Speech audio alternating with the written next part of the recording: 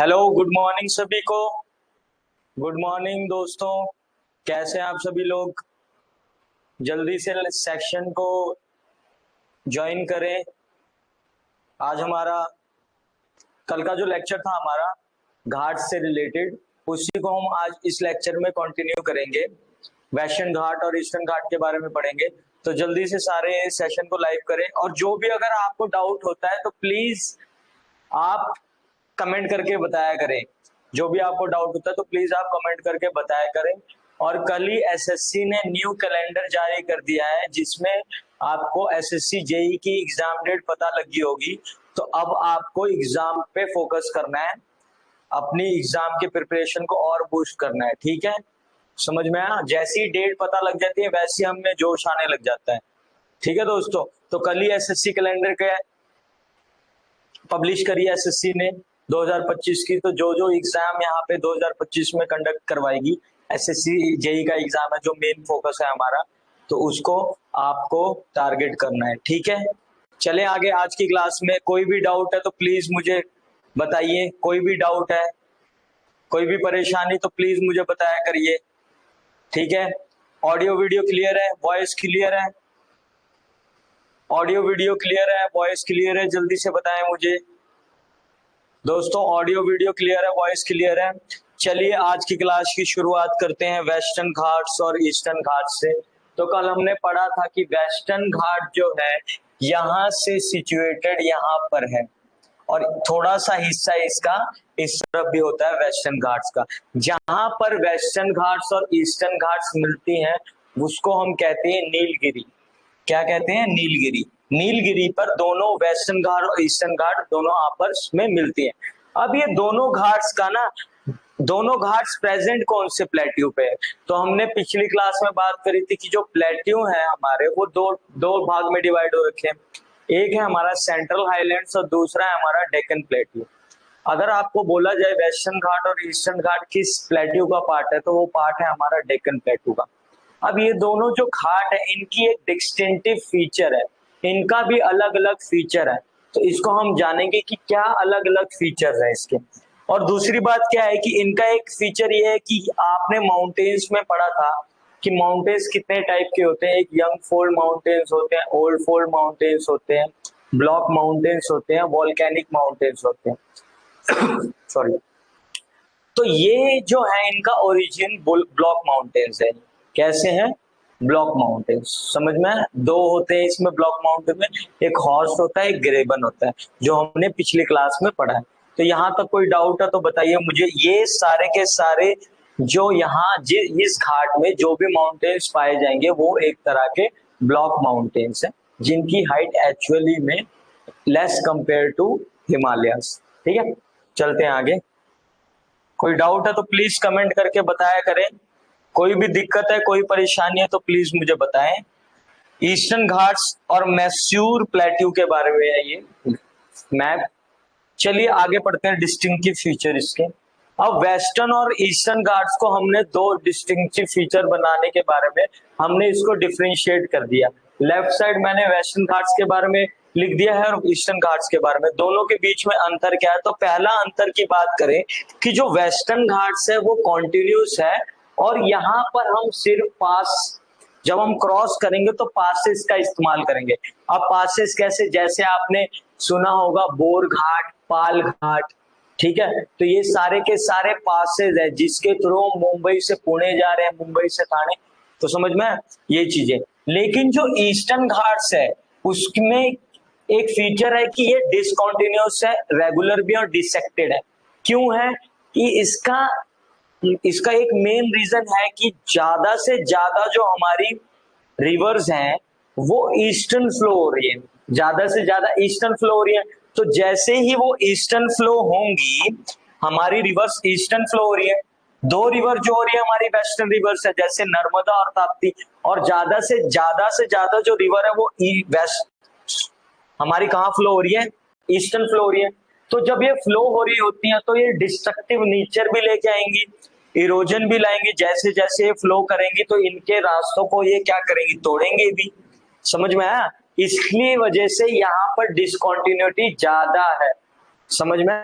Discontinuity क्यों जाता है? क्योंकि यहाँ पे सबसे ज्यादा रिवर्स का फ्लो है as compare to western Ghats. और दूसरी बात क्या है कि यहाँ पे slope as compare to western Ghat ज्यादा है, जिसकी वजह से रिवर्स इस तरफ ही बहती है। इसका एक और कारण है। यहाँ तक क्लियर? कोई डाउट है तो बताइए। दूसरी, अगर हम डिफरेंशिएट देखेंगे तो ये हायर देन ईस्टर्न घाट्स है। मैंने क्या बताया? स्लोप कम होता जा रहा है। अब जाहिर सी बात है कि वेस्टर्न घाट्स में फिर स्लोप बड़ा होगा, तो 900 से लेके 1600 मीटर तक यहाँ पर घाट्स की हाइट है। दूसरा, अगर मैं बात करूं कि ये जो घाट है ईस्टर्न घाट, ये महानदी वैली तक स्ट्रेच हो रखा है। महानदी रिवर कहाँ पे फ्लो होती है? उड़ीसा में फ्लो होती है। नीलगिरी जो है ये इंपॉर्टेंट क्यों है? नीलगिरी हिल्स वेस्टर्न घाट्स को ईस्टर्न घाट्स से कनेक्ट कर दी है। समझ में? तो क्वेश्चन आपसे एसएससी सीजीएल में पूछा गया था कि ऐसी कौन सी हिल है जो वेस्टर्न घाट्स और ईस्टर्न घाट्स को कनेक्ट करती है? तो हमारा आंसर क्या था? नीलगिरी हिल्स। तो ये आपको याद रखना है, ये बहुत ही इंपॉर्टेंट है टॉप, नीलगिरी हिल्स। समझ में है? अब आपसे पूछ लेता है कि ईस्टर्न घाट्स में सबसे हाईएस्ट पीक बताइए। तो यहाँ पे जो सबसे हाईएस्ट पीक है वो है महेंद्रगिरी। कौन सी है? महेंद्रगिरी। ठीक है। और यहीं पर दो हिल्स बहुत ही फेमस सिचुएटेड है, जिनका नाम है शिवरॉय हिल्स और जवादी हिल्स।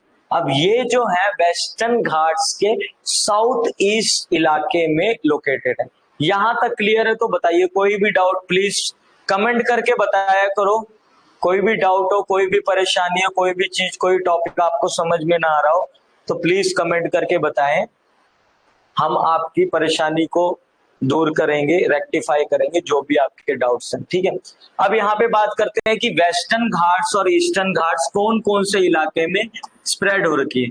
तो ये जो शुरुआत होती है इसकी गुजरात से, गुजरात से महाराष्ट्र, महाराष्ट्र से कर्नाटका, कर्नाटका से केरल, केरल से तमिलनाडु। ठीक है। बीच में गोवा भी है। ठीक है। तो ये यहाँ तक स्प्रेड हो रखी है। अब यहाँ पर ओरोग्राफिक रेनफॉल होता है। ओरोग्राफिक रेनफॉल को ये कॉज करता है। ओरोग्राफिक रेनफॉल मतलब कि ऐसी रेनफॉल जो माउंटेन्स के द्वारा होती हो। ठीक है। अब हाईएस्ट पीक की बात करेंगे तो हाईएस्ट पीक है यहाँ पे अनाई मुड़ी। अनाई मुड़ी या इसको अनाई मलाई भी बोलते हैं, और इसकी हाइट है 2695 मीटर। अब आपसे आरआरबी में, एनटीपीसी में, एएलपी में ये सबसे हॉट फेवरेट क्वेश्चन है। हमेशा आपको कहीं ना कहीं किसी भी स्टेट कॉम्पिटिटिव एग्जाम, कोई भी ऑल इंडिया कॉम्पिटिटिव एग्जाम जो वनडे एग्जाम होते हैं, वहां पे अनाई मुड़ी के पे क्वेश्चन बहुत पूछा गया था और आगे भी पूछा जाएगा। तो इसलिए हमें याद रखना है कि यहाँ पे जो हाईएस्ट पीक है अनाई मुड़ी है, कौन से घाट में सिचुएटेड है? वेस्टर्न घाट में सिचुएटेड है। हाइट कितनी है?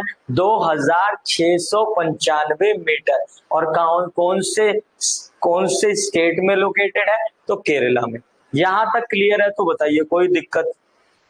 उसके बाद अगर हम यहाँ पे सेकंड हाईएस्ट की बात करेंगे तो डोडा बेटा, डोडा बेटा इस सेकंड हाईएस्ट है। और ये कौन सी हिल में सिचुएटेड है? नीलगिरी हिल में सिचुएटेड है। अब आपने ऊटी हिल स्टेशन के बारे में सुना होगा, बहुत ही फेमस, जहां पे एक फिल्म की शूटिंग भी हुई थी, राज द मिस्ट्री फिल्म थी, बिपाशा बासु और डिनो मौर्य की। तो यहाँ पे ऊटी हिल स्टेशन सिचुएटेड है, बहुत ही फेमस और बहुत ही अच्छा हिल स्टेशन है। तो अगर आपसे पूछा जाए कि ऊटी हिल स्टेशन कहाँ पर सिचुएटेड है, तो एक्चुअली में वो नीलगिरी हिल्स में सिचुएटेड है। अगर वहां की हाईएस्ट पीक के बारे में बात करें तो वो डोडा बेटा है। यहाँ तक क्लियर है? कोई दिक्कत है तो बताइए प्लीज। अगर मैं साउदर्न मोस्ट हिल की बात करूं तो कार्डेमम हिल्स केरला के अंदर सिचुएटेड है। कार्डेमम हिल्स क्यों नाम दिया गया? क्योंकि यहाँ पे इलायची के पहाड़ मिलते हैं हमें। ठीक है। तो इसीलिए यहाँ इसका नाम दिया गया कार्डेमम हिल्स। ठीक है। कोई दिक्कत यहाँ तक? दोनों में हमने डिफरेंशिएट पढ़ लिया। अब ये आपको याद रखना है कि ये डिफरेंशिएट जरूरी है, वेस्टर्न और ईस्टर्न घाट की डिफरेंशिएशन जरूरी है। क्योंकि इससे ये क्वेश्चन आएंगे आपके स्टेटमेंट वाइज क्वेश्चन आएंगे कि बताइए which of the following is statement is correct related to western Ghat और ईस्टर्न घाट। यहां तक बात क्लियर है? तो यहां तक कोई डाउट, कोई परेशानी जल्दी से बताइए। कोई डाउट, कोई परेशानी जल्दी से बताइए मुझे, कोई दिक्कत? चले आगे नेक्स्ट स्लाइड पर। देखिए यहाँ पे हम हिल्स के बारे में जानेंगे। तो अगर मैं बात करूं विंध्या एंड सतपुरा, विंध्या और सतपुरा हिल्स के बीच में एक रिवर फ्लो करती है जिसके बारे में मैंने कल आपको बताया, तो वो थी नर्मदा रिवर। कौन सी थी? नर्मदा रिवर। और नर्मदा रिवर रिफ्ट वैली में फ्लो करती है। और वो कौन सी रिवर है, कौन सी लोकेशन, कौन सी लोकेशन में फ्लो कर रही है? तो वो वेस्ट फ्लोइंग रिवर है। यहां तक क्लियर है? कोई डाउट? यहाँ पर बालाघाट रेंज है, यहाँ अजंता रेंज है। अजंता रेंज कहाँ?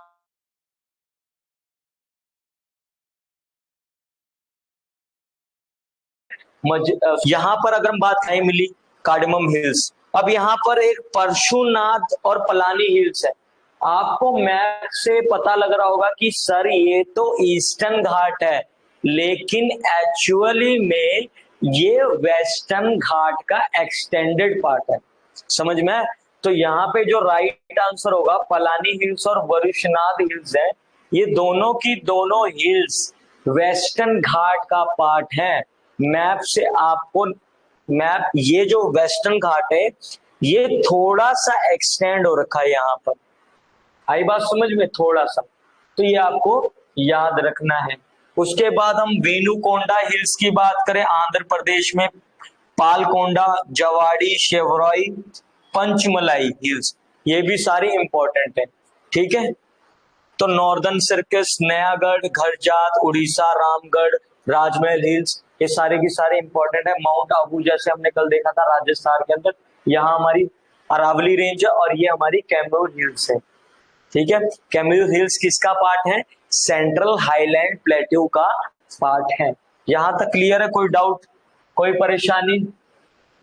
अब हम वेस्टर्न घाट्स में ज्यादातर पासेज हैं जिसके थ्रू हम एक जगह से दूसरी जगह जाते हैं। तो यहाँ पे हमारी एक पास है बोर घाट। बोर घाट में, भोर का मतलब क्या होता है? सुबह सुबह। सुबह सुबह हमें क्या करना है? तैयार होकर अपने काम पे निकलना है।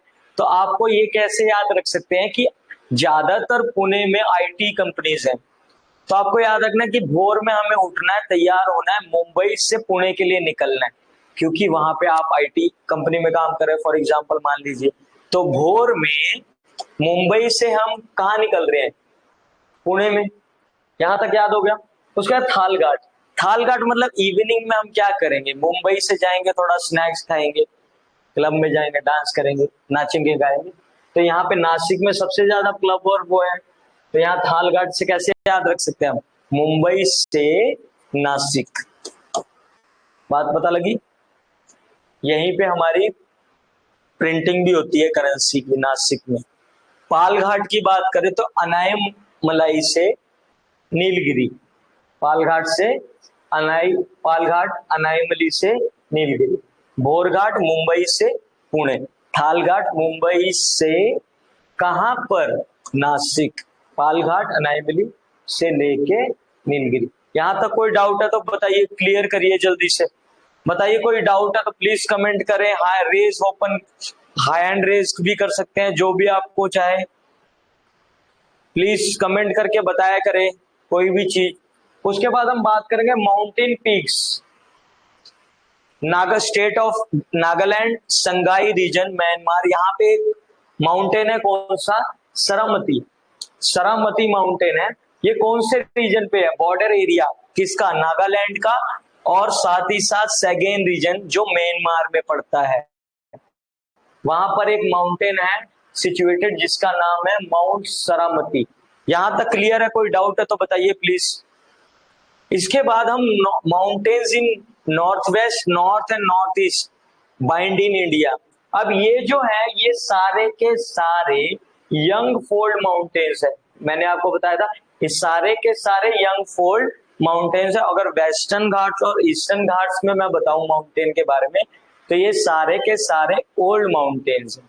हम अभी आगे बात भी करेंगे वॉल्केनिक माउंटेन कौन कौन से, ये भी हम बात करेंगे। उसके बाद माउंट जोपिनो, माउंट जोपिनो बहुत ही इंपॉर्टेंट है, ये आपसे पूछा गया था एसएससी के एग्जाम में 2023। माउंट जोपिनो कहां पर सिचुएटेड है?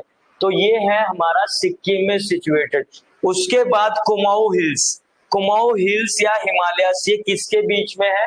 ये सतलुज और काली रिवर के बीच में कुमाऊं हिमालयस है, कुमाऊं हिल्स। तो ये भी बहुत ही इंपॉर्टेंट है, कुमाऊं हिमालयस है, कुमाऊं हिल्स। ठीक है, अब यहां से एक और बहुत ही बेहतरीन क्वेश्चन पूछा गया था कि बताइए, बच्चों को कंफ्यूजन होती है सर हिमालयस तो बहुत पुराने फॉर्मेशन हुए हैं, बिलियंस ऑफ ईयर्स पहले फॉर्मेशन हुई है, समझ में है? तो ऑप्शन क्या होना चाहिए ओल्ड माउंटेन में? तो हिमालयस होना चाहिए। लेकिन वो यंग फोल्ड माउंटेन्स क्यों है? क्योंकि उनकी जो हाइट है वो अभी भी बढ़ती जा रही है due to continental drifting theory, धीरे धीरे अभी भी बढ़ती ही जा रही है। जैसे कि हम बात करें माउंट एवरेस्ट की, कुछ साल पहले साइंटिस्टों ने बताया कि माउंट एवरेस्ट है उसकी हाइट 0.048 मीटर से बढ़ चुकी है। तो इसका मतलब क्या है कि ड्रिफ्ट थ्योरी के मुताबिक जो हिमालयाज में पर्वत है उनकी हाइट इंक्रीज होती जा रही है। यहां तक क्लियर है? तो इसलिए मैं अगर ओल्डेस्ट माउंटेन की बात करूं इंडिया में, तो ओल्डेस्ट माउंटेन रेंज है हमारा अरावली, और ये आपके लिए बहुत ही इंपॉर्टेंट है। ये आपसे क्वेश्चन पूछा जाता है कि अरावली हिल्स किस टाइप का माउंटेन है? तो आंसर होगा हमारा ओल्डेस्ट माउंटेन। ठीक है, कल हमने पासेस के बारे में बात करी थी, लीपू उतरा, माना उतरा, ये किससे रिलेट कर रहा था? पासेस जो उत्तराखंड में सिचुएटेड है। तो लीपू लेक की बात करें तो लीपू लेक है उत्तराखंड में सिचुएटेड। ठीक है, लोकेटेड एट ट्राई जंक्शन। क्यों ट्राई जंक्शन बोला गया? क्योंकि ये ट्राई जंक्शन पे लोकेटेड इसलिए है क्योंकि यहाँ पर 3 कंट्रीज का ट्राई जंक्शन है, इंडिया, नेपाल एंड चाइना। इसलिए लीपू लेक इंपॉर्टेंट है किसी भी एग्जाम के लिए, क्योंकि ये एक ट्राई जंक्शन पे लोकेटेड है। यहां तक कोई डाउट है तो बताइए, कोई भी डाउट, कोई भी परेशानी प्लीज कमेंट करके बताएं। ठीक है, प्लीज कमेंट करके बताएं। अच्छा, कोई मुझसे अच्छा कुलदीप पूछ रहे हैं कि हाइट कितनी है माउंट एवरेस्ट की? तो अभी जो फिलहाल की हाइट है 8848.48 मीटर है। ठीक है, अब चले आगे। यहां पे अगर हम बात करें mountain that looks like giant pyramid and has a flat summit area and 2 peaks, ये है माउंट केमट। माउंट केमट समझ में?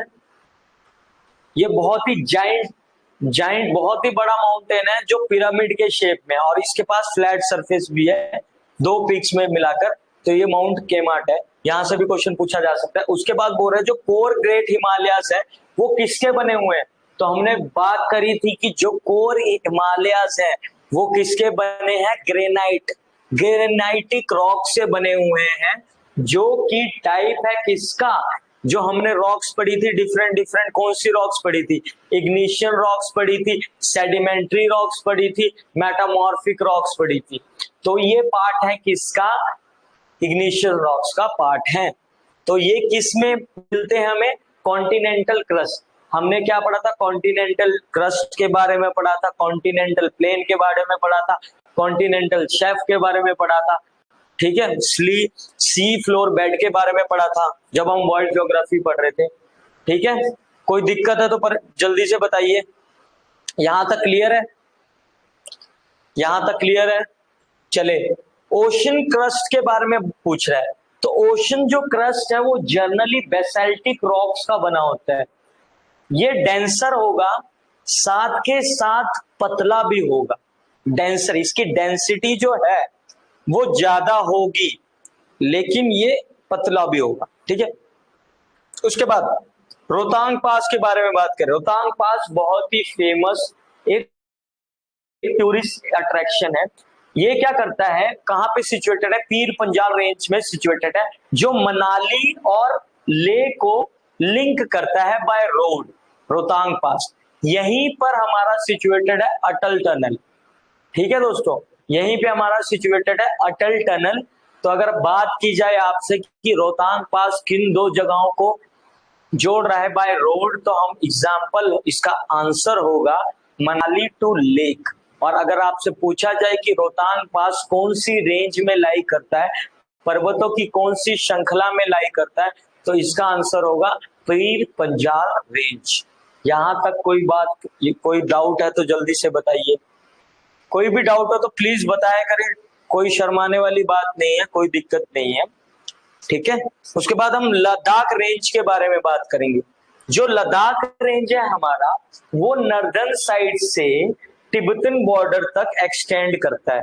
अब यहाँ पे दो पासेज हैं, एक है डिहांगला पास और एक है खारदुंगला पास। तो यहाँ पे हम ठीक कर लेंगे, ठीक है, कॉम्प्रोमाइज डिघारला पास एंड खारदुंगला पास। और मैंने आपको बताया था कि सबसे हाईएस्ट मोटरेबल पास कौन सा है, तो मुलंगला पास। ठीक है, यहां तक क्लियर? कोई दिक्कत, कोई भी दिक्कत, कोई भी परेशानी, कमेंट करके बताएं, कमेंट करके बताएं। वॉइस क्लियर है सब, बताइए मुझे। 2 मिनट पानी पी लूं मैं। ठीक है दोस्तों, चलो कंटिन्यू करते हैं। आइए केटू माउंटेन के बारे में पढ़ते हैं। केटू माउंटेन जो है वो एक्चुअली में सिचुएटेड है पाकिस्तान ऑक्यूपाइड कश्मीर।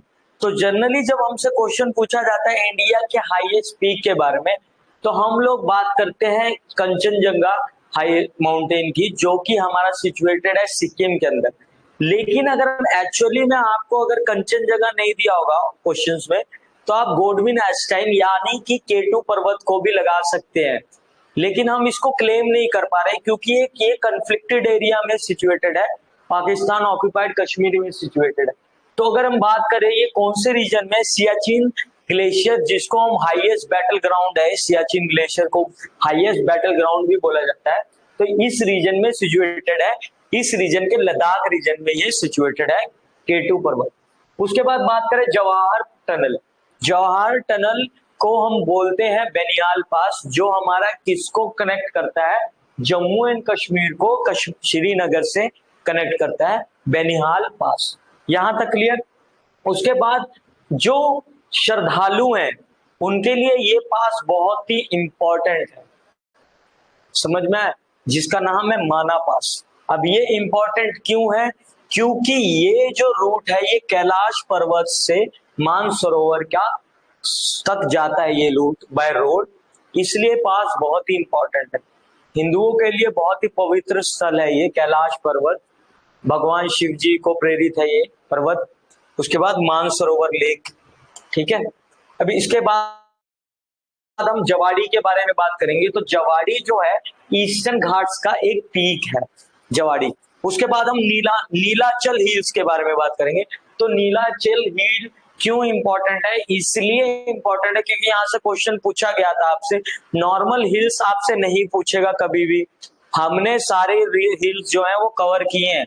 लेकिन मैं आपको एक जानकारी इंफॉर्मेशन दूंगा कि आपने जो भी हिल्स पढ़ी हैं, जो नॉर्मल हिल्स है, नीलगिरी हिल्स, इनके बारे में सबको पता होता है। कार्डमम हिल्स कौन सी है, वेल्युकोंडा हिल्स कहाँ पर है, राजमहल हिल्स कहाँ पर है, ये सारी हिल्स, आप जो माउंट आबू हिल्स है वो कहाँ पर है, ये सारी जो है ये फेमस हिल्स है। तो एग्जामिनर आपसे नहीं पूछेगा, एग्जामिनर को पता है, बच्चों को रटा हुआ है, लेकिन एग्जामिनर आपसे ये ऐसी हिल्स पूछेगा जिसका एक सिग्निफिकेंस हो। ठीक है, जैसे कि अगर मैं बात करूं नीलाचल हिल्स, इसका सिग्निफिकेंस क्या है कि ये गुवाहाटी में सिचुएटेड है। यहीं पर एक टेंपल है, बहुत ही फेमस टेंपल, कामाख्या टेंपल, बहुत ही फेमस टेंपल है। तो यहां से आपसे क्वेश्चन पूछा जा सकता है कि जो कामाख्या टेंपल है वो कौन सी हिल में प्रेजेंट है, तो इसका आंसर होगा नीलाचल हिल्स। अब यहाँ से 2 क्वेश्चन बन जाते हैं आपके कि कामाख्या टेंपल है वो कहाँ पर सिचुएटेड है। तो ये है, अगर स्टेट की बात की जाए असम, अगर हिल्स की बात की जाए तो नीलाचल हिल्स। यहां तक कोई दिक्कत जल्दी से बताइए, कोई भी दिक्कत है तो प्लीज बताइए। उसके बाद फोर्टूला की बात करेंगे। फोर्टूला जो है वो 4108 मीटर हाईएस्ट पॉइंट है लद्दाख में। कहां पे? लद्दाख, लद्दाख में हाईएस्ट पॉइंट है। और ये कौन से रेंजेस में आता है? तो मैं बात करूं ट्रांस हिमालय का, ये किसका पार्ट है? ट्रांस हिमालय। हमने क्या पढ़ा था? ट्रांस हिमालय। उसके बाद हमने क्या पढ़ा था? ग्रेटर हिमालय, जिनको नाम दिया गया हिमाद्री। उसके बाद हमने मिडल हिमालयस या लेसर हिमालयस के बारे में बात की थी, जिसका नाम दिया गया हिमाचल। उसके बाद हमने आउटर हिमालय, जिसको नाम दिया गया शिवालिक। तो जो यहाँ पे Fotula is the highest point of Ladakh under कौन से रेंजेस में आ रहा है? तो ये आ रहा है हमारा झांसकर रेंजेस में। तो जो ट्रांस हिमालयस में कौन सी रेंजेस है? हमारी काराकोरम रेंज है, पीर पंजाल रेंज है, लद्दाख रेंज है, समझ में, और झांसकर रेंज है। तो ये इसका पार्ट है। अब हाईएस्ट हिल स्टेशन की बात करें तो ले जो है वो हाईएस्ट हिल स्टेशन है। यहां तक को क्लियर है तो जल्दी से बताइए, यहां तक कोई परेशानी है आपको? कोई भी परेशानी जल्दी से बताइए मुझे, कोई भी परेशानी, कोई भी डाउट हो यहाँ तक टॉपिक का तो जल्दी से बताइए। यहाँ तक क्लियर है? मैंने बताया नीलाचल हिल्स, ये आपने याद रखना है, गुवाहाटी में है ये। और यहाँ पर एक बहुत ही फेमस टेम्पल कामाख्या टेम्पल है सिचुएटेड। ठीक है, अगला हिल्स इन आंध्र प्रदेश। तो आंध्र प्रदेश में जो हिल्स है वो नगारी हिल्स है। ये सारे के सारे जो क्वेश्चंस क्यों लाए गए हैं, एक्चुअली में सारे के सारे वन लाइनर क्वेश्चंस है, ठीक है, जो आपके रिवीजन में बहुत ही हेल्पफुल रहेंगे, इसलिए ये इसको कंपाइल किया गया है। उसके बाद बोरा केव्स के बारे में बात करेंगे। बोरा जो केव है, सबसे पहले क्वेश्चन हमें यहीं पे पूछता है कि बोरा केव्स कहाँ पर सिचुएटेड है? तो ये है आंध्र प्रदेश में। अब आंध्र प्रदेश कौन से कोस्ट का पार्ट है? या तो वेस्टर्न कोस्ट होती है या ईस्टर्न कोस्ट है। तो ये किसका पार्ट है हमारा? Andhra Pradesh eastern coast of India का पार्ट है। यहां तक clear? Eastern coast of India का पार्ट है। यहाँ पर कौन सी हिल्स है? अनंतगिरी हिल्स, अनंतगिरी हिल्स, ठीक है। अब पटकाई बम, पटकाई बम क्यों इंपॉर्टेंट है? पटकाई बम ईस्टर्न पार्ट ऑफ इंडिया में सिचुएटेड है। ये कौन सी हिल्स का पार्ट है? पूर्वांचल हिल्स का पार्ट है। किसका पार्ट है? पूर्वांचल, ठीक है दोस्तों, पूर्वांचल।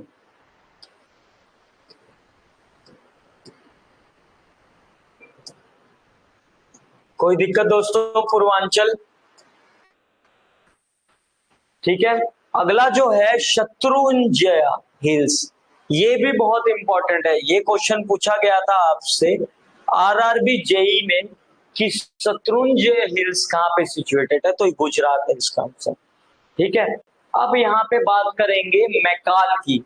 तो प्लेट्यू में हमने पढ़ा कि प्लेट्यू कितने कौन से टाइप के? हमारे दो टाइप के, सेंट्रल हाईलैंड और डेक्कन प्लेट्यू। सेंट्रल हाईलैंड में हमारे कौन से आ रहे थे? हमारे आ रहे थे मालवा रीजन आ रहा था, छोटा नागपुर आ रहा था, ठीक है, बुंदेलखंड का रीजन आ रहा था। तो जो मैकाल है वो एक्चुअली में रेंजेस नहीं है, मैकाल एक्चुअली में प्लेट्यू का पार्ट है। तो आपको कंफ्यूज नहीं होना है, ठीक है। मैकाल जो है वो रेंजेस नहीं है, पर्वतों की श्रृंखला नहीं है, ये है एक प्लेट्यू, ठीक है। सॉरी, ये रेंज है, प्लेट्यू नहीं है, सॉरी सॉरी, डेक्कन प्लेट्यू, मैंने उल्टा बोल दिया, ठीक है। डेक्कन प्लेट्यू के बारे में बात करेंगे तो डेक्कन प्लेट्यू जो है वो कहां से कहां सिचुएटेड है? तो याद रखना है आपको तेलंगाना। अब तेलंगाना इंपॉर्टेंट क्यों है? कि तेलंगाना भारत की 28 स्टेट बनी थी 2016 के अंदर। तेलंगाना आंध्र प्रदेश को अलग, आंध्र प्रदेश में से अलग करके इसको तेलंगाना बनाया गया और इसकी कैपिटल है हैदराबाद। इसके बाद हम आता है महाराष्ट्र, कर्नाटका, ठीक है। उसके बाद आता है केरला, आंध्र प्रदेश, मध्य प्रदेश, छत्तीसगढ़ एंड तमिलनाडु। ये डेक्कन प्लेट्यू यहाँ पे स्प्रेड हो रखी है। यहाँ तक कोई डाउट है तो प्लीज बताइए, जल्दी से बताइए। पूर्वांचल हिल्स के बारे में बात पता लग गया आपको, पूर्वांचल हिल्स का पार्ट है पटकाई बम, यहाँ तक क्लियर है। नेक्स्ट पे चलते हैं हम लोग। अब हम पढ़ेंगे, हमने बात की थी कि इंडिया को 6 फिजियोग्राफिक डिवीजन में बांटा गया है, जिसमें से 2 हमने पढ़ लिए, तीसरा हम पढ़ रहे हैं, ये सबसे बड़ा डिवीजन है। तो यहाँ पर हम बात करेंगे नॉर्दर्न प्लेन्स के बारे में और आइसलैंड के बारे में। नॉर्दर्न प्लेन्स के बारे में और आइसलैंड के बारे में हम बात करेंगे। ठीक है, तो ये भी किसका पार्ट है, हमारे 6 फिजियोग्राफिक डिवीजन का पार्ट है इंडिया के। ठीक है, अब नॉर्दर्न प्लेन, अब सबसे पहले हम एक बात याद रखेंगे, ध्यान से सुनिए मेरी बात, एक कहानी के तौर पर मैं बताने जा रहा हूं। अब कोई भी जो रिवर है ना, अब मान लिए रिवर फ्लो कर रही है, रिवर जब फ्लो करेगी तो अपने साथ बहुत सारे सेडिमेंट्स, रॉक्स, कंकड़ पत्थर को लेके जाएगी।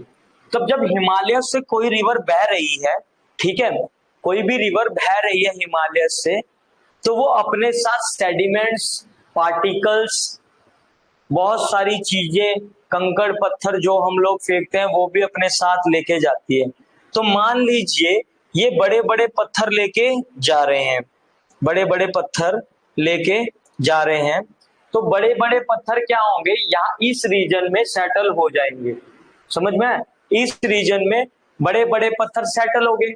ये जब तक मूव करेंगे जब तक इसका, इस पे जो फोर्स है पानी का वो लगेगा और साथ ही साथ ग्रेविटेशन इसको पुल करेगी। एक ऐसी स्टेज आएगी जहां पर ये फिक्स हो जाएंगे, स्टेडी स्टेट में हो जाएंगे। तो यहाँ पर जो रिवर की जो डिसकंटिन्यूटी जारी हो जाएगी, तो यहां से रिवर फ्लो करेगी। रिवर रिवर तो बोलेगी भाई मुझे तो आगे जाना है, तो रिवर आगे में जाएगी। तो ये जो रीजन है वो ट्राई रीजन है। यहाँ पर जो डेप्थनेस होगी रिवर की वो सबसे ज्यादा होगी, डेप्थनेस होगी रिवर की ट्राई रीजन में सबसे ज्यादा होगी। यहां से आपको क्लियर होगा। मान लो जो रिवर होती है वो यूथफुल स्टेज में सबसे ज्यादा इरोजन परफॉर्म करती है। इरोजन का मतलब क्या है, यूथफुल स्टेज में वो बहुत ही स्पीड से फ्लो करेगी। समझ में, यूज बहुत ही उसमें ऊर्जा मतलब जोश होगा, बहुत ही स्पीड में वो परफॉर्म करेगी, तो इरोजन परफॉर्म करेगी। इरोजन परफॉर्म करेगी तो अपने साथ साथ सेडिमेंट्स ले जाएगी, मलबा ले जाएगी, रॉक्स ले जाएगी। तो ये सारे के सारे रॉक्स यहाँ पे आ गए, तो ये यहाँ पे जो रिवर की जो स्ट्रीम होगी वो डिसअपियर हो जाएगी। ठीक है, यहाँ पे आपको स्टोन मिलेंगे, बड़े बड़े स्टोन पेबल्स मिलेंगे इस वाले रीजन में, जिसको हम भाबर बोल रहे हैं। क्या बोल रहे हैं, भाबर। अब रिवर चाहेगी कि मुझे इससे निकलना है, तो वो यहाँ से रास्ता ढूंढेगी, तो यहाँ से ये निकलेगी रिवर यहाँ पे। तो इस रीजन को हम बोलेंगे टेराई। यहाँ पर जो रिवर है वो बहुत सारे स्ट्रीम्स में डिवाइड होंगी। ठीक है, जहां पर हम देखेंगे कि इसकी क्वांटिटी बहुत ज्यादा हो गई है। तो रिवर जो होंगी, रिवर सुनो मेरी बात दोबारा सुनो, यहां से मान लो ये स्ट्रीम्स में अलग अलग होंगी। पत्थर क्या करेंगे, जहां से रिवर को रास्ता मिलेगा ये वहीं से वहीं से पास होंगे। लेकिन जब ट्राई रीजन आएगा यहाँ पर सारे के सारे जो स्ट्रीम्स होंगे वो एक साथ वापस रीअपीयर हो जाएंगे। समझ रहे, एक साथ वापस रिवर हो जाएंगे। तो यहाँ पर क्यों, यहाँ पे जनरली क्या होता है, अगर आप कोई भी रिवर देखेंगे तो वो एक पाथ में फॉलो करता है, डिमार्केट पाथ होता है जिसमें फॉलो करता है। लेकिन जो टेराई रीजन है यहाँ पर कोई डिमार्केट चैनल नहीं है। समझ में आया, डिमार्केट चैनल मतलब कि अगर आप कोई हाईवे पे चल रहे हैं तो वहां पे डिमार्केशन की होगी कि यहीं से यहीं तक आपको गाड़ी चलानी है। तो यहाँ पे कोई भी डिमार्केशन चैनल नहीं होता, जिसकी वजह से ये एरिया बहुत ही मार्शी एरिया होता है। मार्शी एरिया जहाँ साथ के साथ यहाँ पर लश ग्रीन वेजिटेशन भी हमें मिलते हैं। यहां तक बात करी। और जैसे ही रिवर इस डायरेक्शन में जाएगा तो ये एक प्लेन बनाएगा जिसको हम एलुवियल फ्लड प्लेन बोलते हैं। क्या बोलते हैं, एलुवियल फ्लड प्लेन। अब एक और बात आपको याद रखनी है, मान लीजिए ये रिवर यहाँ पे फ्लो कर रही है, रिवर साथ के साथ अपने बहुत सारा मिट्टी, कंकड़ पत्थर, रॉक्स के सेडिमेंट्स, बहुत सारी चीजें लेके जाएगी। तो जैसी रिवर फ्लो हो रही है तो साइड साइड में यहाँ पर ये चीजें इकट्ठा हो जाएंगी साइड साइड में। समझ में, यहाँ पे साइड साइड में जो ये है साइड साइड में इकट्ठा हो जाएंगी। ठीक है, अब दोबारा रिवर आ रही है, दोबारा रिवर आएगी तो ये वाली जो यहाँ पे जो सेडिमेंट्स इकट्ठा हुए वो यहाँ पर आ जाएंगे। ठीक है, और यहाँ पे जो सेडिमेंट्स इकट्ठा हुए ये थोड़ी और आगे की तरफ शिफ्ट हो जाएंगे। अब यहीं पे एक सिग्निफिकेंस क्या है कि ये जो यहाँ पे इकट्ठा हो रहे हैं इनको हमने बोला जाएगा खादर। खादर क्या बोला जाएगा, खादर। इसको मैं ब्लू कलर से बना रहा हूं, ये वाला। ठीक है, ये वाला ब्लू है जो बार बार आएगा, जैसे जैसे रिवर आएगी इकट्ठा होगा, इकट्ठा होकर इस साइड में हो जाएगा, फिर रिवर सेडिमेंट्स को लेके आएगी, तो ये सारे खादर जो होंगे वो न्यूली डिपोजिशन होगी, रिवर के सेडिमेंट्स की न्यूली डिपोजिशन होगी। समझ में है? न्यूली डिपोजिशन होगी। और ये जो पीले वाला जो है ये इसको हम बोलेंगे ओल्ड डिपोजिशन। ये पीले वाला जो रीजन था ये था ओल्ड डिपोजिशन। अब दोनों में डिफरेंस क्या है कि अगर खादर है तो खादर और जो भंगार है, भंगार, भंगार समझते हो ना आप, हिंदी में एक लेमैन वर्ड है भंगार में बेच दो इसको, इसका कोई यूज नहीं है, भंगार में बेच दो। दोनों यूजफुल होते हैं, लेकिन ये ओल्ड डिपोजिशन होगी, यहाँ पे ओल्ड डिपोजिशन होगी, ये न्यूली डिपोजिशन है। अगर ये न्यूली डिपोजिशन है तो इसकी फर्टिलिटी इससे ज्यादा होगी। दोनों में फर्टिलिटी होती है, लेकिन हम बात करेंगे कि अगर किसमें ज्यादा फर्टिलिटी है तो सबसे ज्यादा फर्टिलिटी होगी हमारी खादर में। फिर अगर भांगर में बात करेंगे तो लेस कंपेयर टू भांगर, लेस कंपेयर टू खादर, भांगर में जो फर्टिलिटी हो कम होगी। और ये कौन सा डिपोजिशन है? Old deposition. तो यहां से भी आपसे क्वेश्चन पूछा जा सकता है। तो यहाँ पर ज्यादातर कैल्शियस मटेरियल मिनरल्स ज्यादा पाए जाते हैं भांगर में, और ये न्यू ईयर हर साल होगा। और जो भांगर है ये ओल्ड डिपोजिशन है, इसकी वजह से यहाँ पर जो कंसंट्रेशन होगी कंकड़ पत्थरों की वो ज्यादा होगी, कंकड़ पत्थरों की ज्यादा होगी ओल्ड डिपोजिशन। दोबारा याद करते हैं, दोबारा इसको देखते हैं। रिवर फ्लो हुई हमारी हिमालय से, अपने रिवर यूथफुल स्टेज में मिएंडर ज्यादा करेगी, परफॉर्म क्या करती है? यूथफुल, जोश होता है उसमें, तो परफॉर्म इरोजन इफेक्ट फॉर्म करेगी। ये हमारा भाबर एरिया, भाबर एरिया में क्या होते हैं कि रॉक बेड्स बन जाते हैं, जो रॉक साथ में आए हैं, रिवर साथ लेके आई है, चलो हमारे साथ, तो जब तक उस पर ग्रेविटी का फोर्स लगा और रिवर का फ्लो लगा वो तब तक बहती रही। लेकिन एक ऐसा प्लेन आएगा, एक ऐसा पॉइंट आएगा जिससे फोर्स जो है रिवर की जो फोर्स होगी और ग्रेविटी फोर्स वो कम थोड़ी होगी, जिसकी वजह से जो रॉक्स होंगे वो सेटल डाउन हो जाएंगे। तो सेटल डाउन हो गए तो यहाँ पर जो रिवर होती है वो स्टीम में डिसअपियर होती है। उसके बाद जैसे ये इस प्लेन में आएंगी ट्राई रीजन में, यहाँ पर ये दोबारा रीअपियर हो जाएंगी, ठीक है, और ये रीअपियर हो जाएंगे। और जनरली इसका जो चैनल होता है वो डिमार्केट चैनल होता है, ये मैशी एरिया होता है। तो आपसे पूछा जाएगा मैशी एरिया कौन सा, तो टिराई रीजन का मैशी एरिया। और साथ के साथ यहाँ पे लश ग्रीन वेजिटेशन भी हमें मिलते हैं। उसके बाद अगर एलुवियल फ्लड प्लेन की बात करेंगे, एलुवियल फ्लड प्लेन का मतलब क्या है? ज्यादातर जो भारत के अंदर हिस्सा है वहां पर हमें एलुवियल सॉइल मिलती है, ठीक है। एलुवियल सॉइल हम सॉइल वाले चैप्टर में पढ़ेंगे, डिफरेंट डिफरेंट सॉइल्स होती है, तो वहां पर हमें एलुवियल फ्लड प्लेन में हमें ज्यादातर एलुवियल सॉइल मिलती है। तो यहाँ पे खादर की बात करें तो खादर एक न्यू डिपोजिशन है, और अगर भांगर की बात करें तो भांगर एक ओल्ड डिपोजिशन है, ठीक है। और यहाँ पर कंकड़ की जो मात्रा है वो सबसे ज्यादा होती है। अगर फर्टिलिटी के बारे में बात करेंगे तो खादर आपका ज्यादा फर्टाइल होगा, क्यों होगा? क्योंकि वो न्यूली डिपॉजिट है, और भांगर हो एज कंपेयर टू खादर कम होगा। यहां तक क्लियर है? कोई डाउट, कोई भी डाउट, कोई परेशानी जल्दी से बताइए। होपफुली मैंने आपको अच्छे से एक्सप्लेन किया ये सारी चीजें, प्लीज कमेंट करके बताएं। चलें आगे, चलें, ठीक है दोस्तों। अब हम बात करेंगे कोस्ट ऑफ इंडिया के बारे में, कोस्ट ऑफ इंडिया के बारे में। अगर हम बात करें इंडिया के अंदर कितनी कोस्टल स्टेट्स हैं, तो इंडिया के अंदर 9 कोस्टल स्टेट्स हैं और 4 यूटीज हैं, 4 यूनियन टेरिटरीज हैं। Western coastal plains and eastern coastal planes. Map देखते हैं, मैप आगे होगा, ठीक है, 2 मिनट।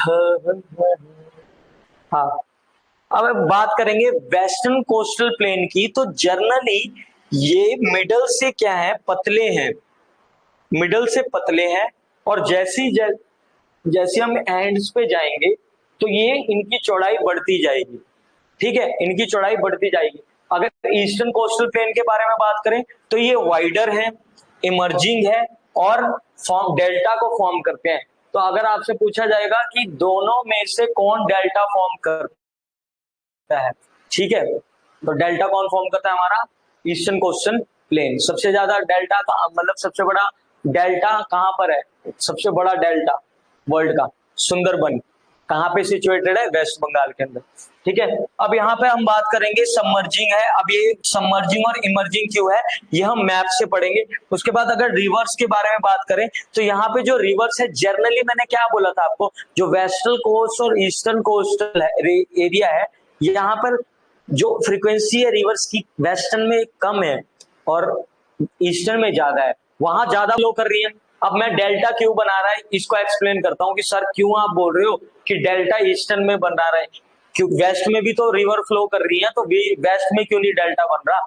तो यहाँ पे दोनों में डिफरेंस क्यों है कि ईस्टर्न अगर मैं पार्ट देखूं तो ईस्टर्न पार्ट में सबसे ज्यादा रिवर फ्लो कर रही है, तो जाहिर सी बात है जब वहां पे स्लोप कम है तो ईस्टर्न पार्ट्स में जब रिवर फ्लो करेंगे तो साथ के साथ कंकड़ पत्थर बहुत सारे सेडिमेंट्स को अपने साथ ले जाएंगी। तो इसी से हमें पता लग रहा है कि डेल्टा वहीं पे ज्यादा बनेगा।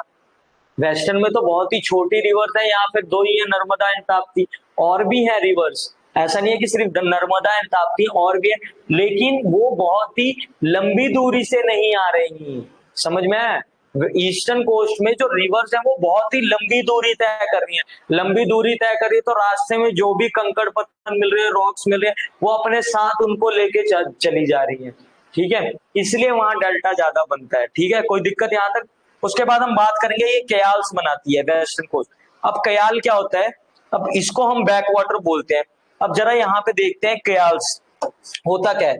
तो कयाल क्या होगा, यहाँ पे देखो कयाल, मान लो ये हमारा वेस्ट कोस्ट का रीजन है, यहां से रिवर आई वापिस जा रही है, बैक मार रही है, इसको बैक वाटर भी बोलते हैं।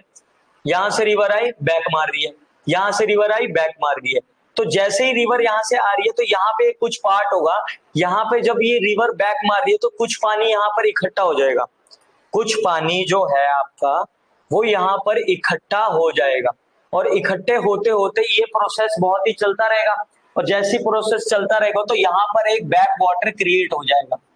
जो बैक पानी आ रहा है तो उसमें से कुछ पानी यहाँ पे रुक जाता है, ठहर जाता है, तो ये क्या पानी आ रहा है, हमारा बैक वाटर यहाँ पे बना दे रहा है। ठीक है दोस्तों, बैक वाटर बना दे रहा है। यहाँ पर बैक वाटर कयाल, एक बैक वाटर का नाम मैं लेना चाहूंगा जिसका नाम है पूर्णामदा कयाल। यहाँ पर बोट रेसिंग होती है, आपने देखा होगा केरला के अंदर बोट रेसिंग बहुत फेमस है। तो यहाँ पे जो कयाल है वो है पूर्णामदा। ठीक है, जिसको हम नेहरू ट्रॉफी के नाम से भी जाना जाता है, ये नेहरू ट्रॉफी के नाम से भी जाना जाता है।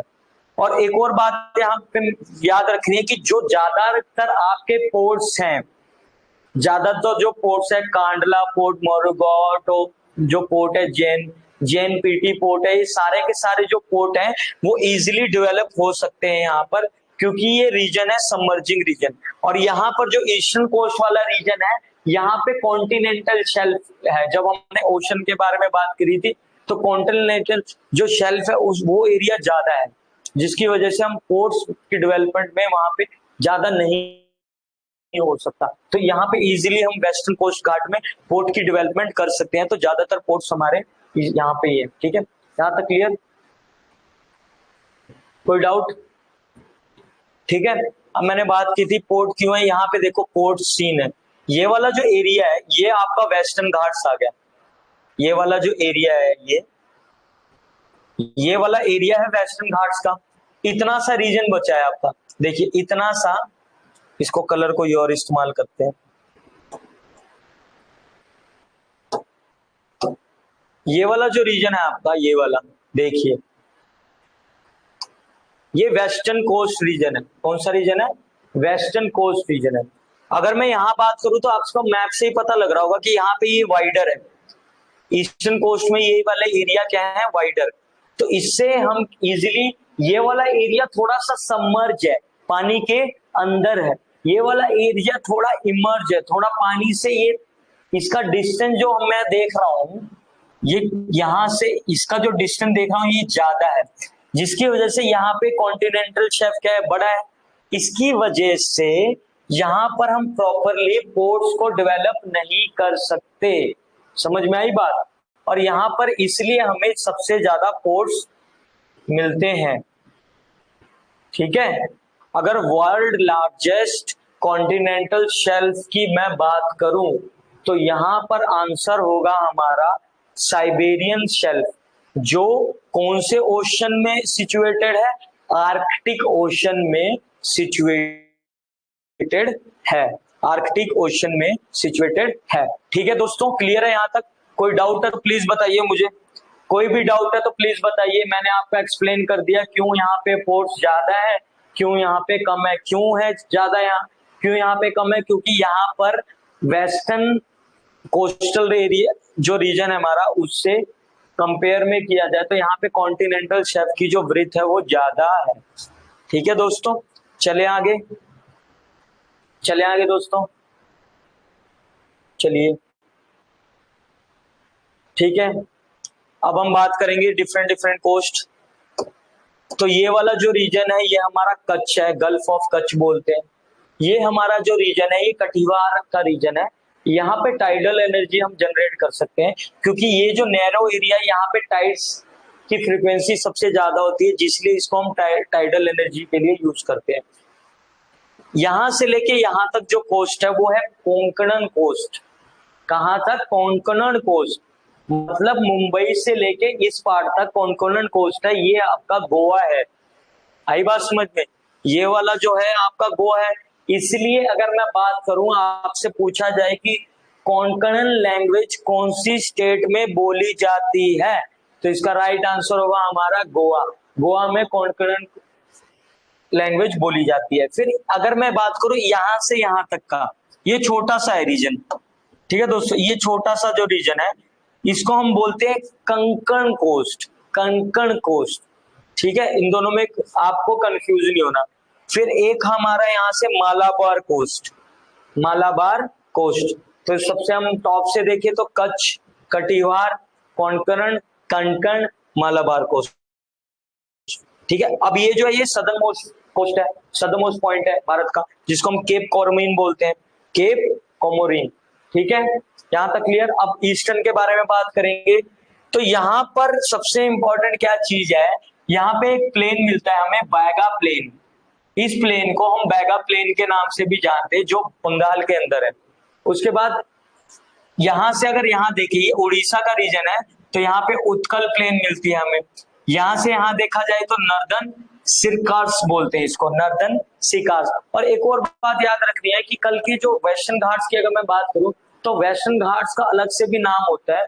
इसको महाराष्ट्र में अगर मैं बात करूं तो क्या बोला जाता है, तो इसको सहादरी रेंज भी बोला जाता है।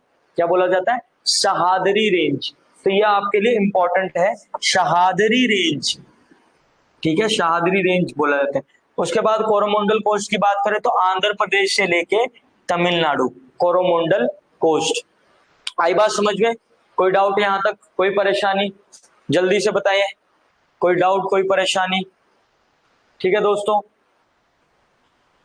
पोर्ट्स ऑफ इंडिया के बारे में बात करेंगे तो टोटल अगर माना जाए एसएससी, और एसएससी ने पूछा था कि टोटल पोस्ट कितने, तो यहाँ पे मेजर और माइनर पोस्ट है। मेजर पोस्ट कभी कभी आपको 12 बोला जाएगा, एसएससी ने अपने एग्जाम में माना 13 पोस्ट। तो जो मेजर पोस्ट है वो कितने हैं? 13 है, जिसमें और माइनर में कितने हैं? 200। अब जो माइनर जो छोटे छोटे पोर्ट्स होते हैं वो स्टेट गवर्नमेंट खुद ओन करती है, ये आपको याद रखना है, जो माइनर पोर्ट्स होंगे। उसके बाद अगर मैं मेजर पोर्ट्स की बात करूं तो 13 पोर्ट्स हैं जो हमारे मेजर है, जिसमें जो 12 पोर्ट्स है वो सेंट्रल गवर्नमेंट उसको ऑपरेट कर रही है, और एक जो पोर्ट है उसको प्राइवेट पोर्ट है, जिसको हम बोलते हैं एनोर, एनओर। ठीक है, कमरा राजकर पोर्ट भी बोलते हैं इसको, कमरा राजकर पोर्ट। और यहाँ पर अगर मैं इसकी बात करूं गवर्नमेंट और, तो ये दोनों, इनकी ओनरशिप और मैनेज भी किसके द्वारा किया जाता है? सेंट्रल गवर्नमेंट के द्वारा। तो अगर आपसे पूछा जाए कि मेजर पोर्ट्स कितने हैं इंडिया के अंदर, तो मेजर पोर्ट्स हैं हमारे टोटल 13, और माइनर कितने हैं हमारे? 200। स्टेट ओन करती है इसको, इसको कौन ओन करती है? 13 में से 12 कौन सी है? गवर्नमेंट ओन पोर्ट है। उसके बाद अगर मैं प्राइवेट बात करूं तो प्राइवेट कितनी है? एक, जिसका नाम है एनोर या कामराजकर पोर्ट भी बोलते हैं इसको। और ओनरशिप कितनी? ओनरशिप किस, इसकी ओनरशिप और मैनेजमेंट कौन देखती है? हमारी सेंट्रल गवर्नमेंट। यहां तक कोई डाउट प्लीज बताइए, कोई भी डाउट, कोई भी परेशानी? जल्दी से बताइए, कोई भी डाउट, कोई भी परेशानी? ठीक है, अब यहाँ पोर्ट्स भी देख लेते हैं। अगर मैं बात करूं श्यामा प्रसाद मुखर्जी पोर्ट की, तो जो श्यामा प्रसाद मुखर्जी पोर्ट है, माना जाता है कि ये सबसे ओल्डेस्ट पोर्ट है। इसको ब्रिटिश सरकार के द्वारा डेवलप किया गया 1870 में। ठीक है, तो अगर आपसे ओल्डेस्ट पोर्ट बात करेगा तो श्यामा प्रसाद मुखर्जी। हल्दिया पोर्ट हमारा कहाँ पे है? वेस्ट बंगाल के अंदर। ठीक है, अब यहाँ पर एक और पोर्ट है रिवराइन पोर्ट जिसको हम बोलते हैं। उसके बाद अगर आपको पूछा जाए कि डीपेस्ट लैंडलॉक पोर्ट, तो विशाखापट्टनम। ये बहुत इंपॉर्टेंट है। India's deepest landlock port, India's deepest landlock port. ठीक है, उसके बाद अगर मैं बात करूं कांडला, कांडला एक टाइडल पोर्ट है। ठीक है, उसके बाद मैं बात करूं कांडला पोर्ट का दूसरा नाम रखा गया दीनदयाल पोर्ट भी रखा गया। उसके बाद जेएनपीटी, जवाहरलाल नेहरू, जो जेएनपीटी है इसका नाम हमें नहावा शेवा पोर्ट भी बोलते हैं इसको, नहावा शेवा पोर्ट भी बोलते हैं इसको, जेएनपीटी को। ठीक है, उसका लार्जेस्ट कंटेनर पोर्ट भी है ये।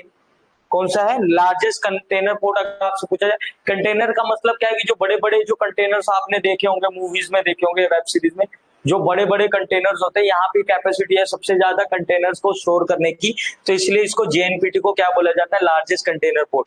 इसके बाद हम बात करेंगे मोरूमुगा है, ये मोरूमुगा पोर्ट। अगर दिख नहीं रहा होगा तो यहाँ लिख देता हूँ मैं, मोरूमुगाओ, गोवा में स्थित है। ठीक है, यहाँ पे एक रिवर है, ज्यूरी रिवर है, ईश्वरी बनाती है। ये रिवर वाले टॉपिक में मैं बताऊंगा आपको, बहुत सारी रिवर्स के बारे में पढ़ेंगे। ठीक है, उसके बाद हम बात करेंगे कोची। कोची पोर्ट को हम बोलते हैं क्वीन ऑफ अरेबियन सी। क्या बोलते हैं? कोची पोर्ट को क्वीन ऑफ अरेबियन सी। उसके बाद ये टूटीक्रोन पोर्ट है।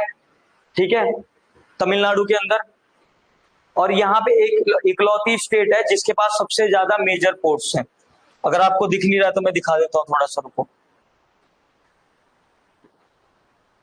इकलौती स्टेट है तमिलनाडु जिसके पास सबसे ज्यादा मेजर पोर्ट्स हैं, सबसे ज्यादा मेजर पोर्ट्स। ठीक है, ठीक है दोस्तों, तो यहीं पे आज की क्लास समाप्त होती है। होपफुली आपको क्लास सेशन अच्छा लगा होगा।